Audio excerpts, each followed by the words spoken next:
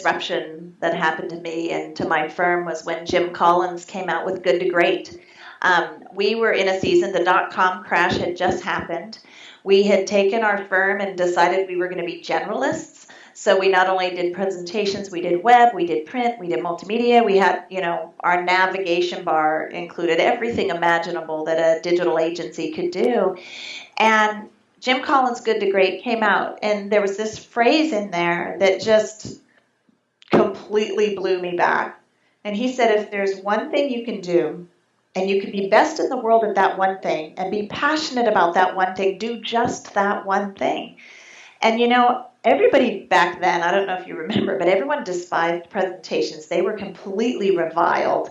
People hated presentations. And I dove in. We decided to just take this on. We cut everything else out. We decided, we're just going to be focused on presentations.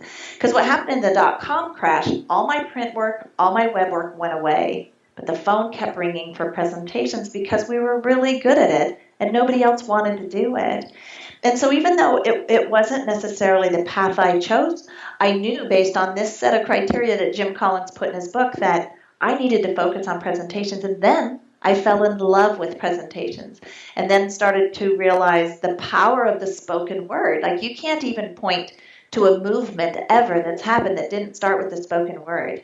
And so often in marketing or whatever, or in sales, we track clicks, we track eyeballs, we track these things, and it's so hard to track the power of the spoken word. So to kind of own that space of building presentations and putting words into people's mouths, of very powerful people, none of that would have happened if I hadn't heeded what Jim Collins said and really take his disruptive idea and just pick one thing and become a master of that.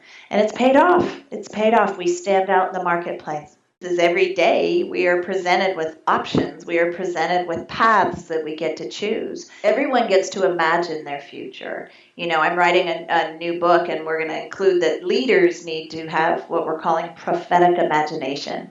So I think what happens is so often we get really good at our craft, really good at our trade. We're really good engineers, really good scientists, and we don't put the same kind of energy, creative energy, into imagining what we can be in the future. So once you imagine this new place in the future, this new reality for your future, you have to do some of the things I was just saying. You have to jump into this abyss. You have to jump into the unknown. And then you have to try to navigate it and paint a picture of this future that's so glorious and so appealing that you want to go there. And I think at any moment of change, we can be the commanders of our future. It's just a matter of how clearly can we paint this picture of our future and how readily can we jump in and make that future come true.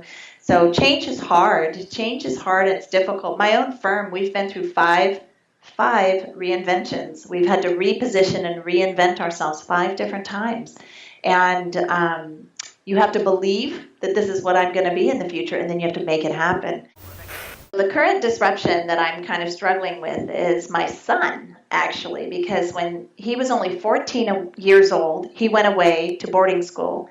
He's actually a genius, kind of a child prodigy for music. He's written beautiful symphony orchestra pieces. His piece has been played in Lincoln Center, and he's just amazing. So he's been gone from home from the time he was 14 until he graduated from college when he was 23, and he's coming home.